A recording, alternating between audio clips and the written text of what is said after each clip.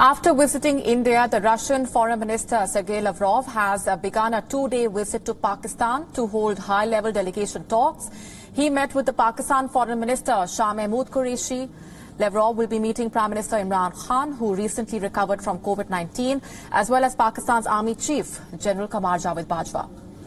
The two leaders spoke about bolstering economic and trade ties. Pakistan has said that Russia contributes to regional stability.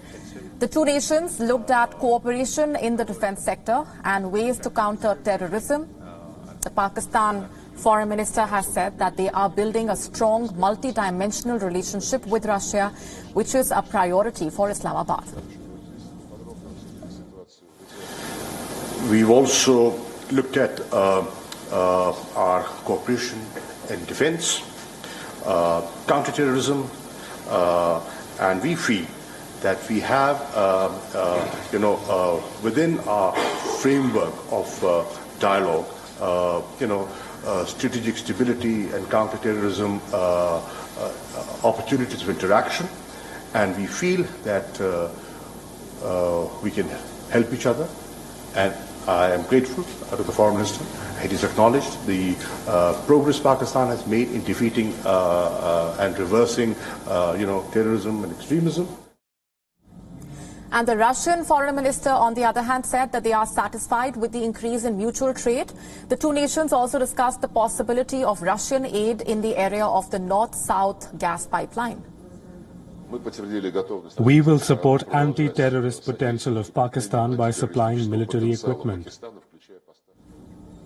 The dominant agenda of the talks is the Afghanistan peace process.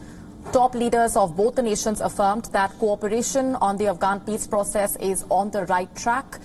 Russia claimed that both the nations agreed that they need to further facilitate contradictory and hostile parties for dialogue on the issue. Remember, Lavrov's visit comes as the May 1 deadline for the U.S. troops to leave Afghanistan nears, and this is in line with a deal that Washington had signed a year ago with the Taliban. However, complete American troop pullout by that date seems increasingly unlikely.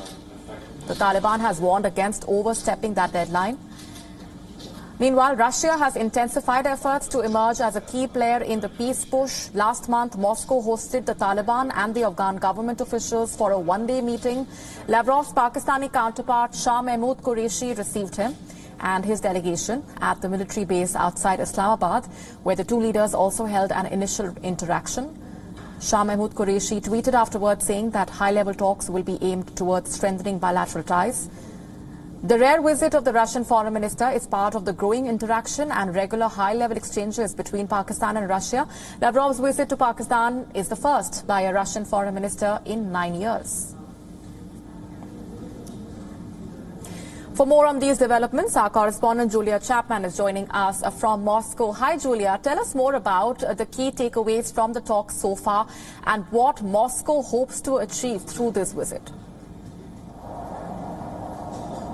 There's been, as you said, a huge range of topics covered in these meetings in Sergey Lavrov's first day of his visit to Pakistan, of course, coming right after his visit to India over the last couple of days. There have been discussions about Russian arms being sold to Pakistan, something that Russia has previously said would not be high on the agenda when he was in India. He had the Russian government had previously assured India that it would not be presenting and providing any serious equipment to Pakistan. So far, its arms deals have been relatively minor, but that could be set to change. Other things that have been discussed include economic cooperation.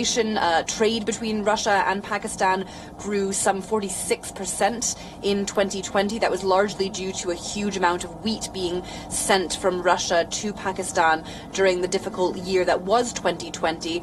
And of course, Russia is also very keen to press its agenda for selling gas to this part of the world, and Pakistan being a prime target for those experts. Russia due to be involved in the laying of a pipeline across the country in order to facilitate the sale of its natural gas to Pakistan. So those were some of the main topics, and of course this is really part of a bigger diplomatic push on Russia's part. Sergey Lavrov has been touring Southeast and Eastern Asia over the last couple of weeks. He was in China not long ago, then in India earlier this week, and now in Pakistan as well. Next week he'll be visiting Iran. So lots of different visits that the foreign minister has been carrying out as he tries to really establish Russia's clout on the international stage.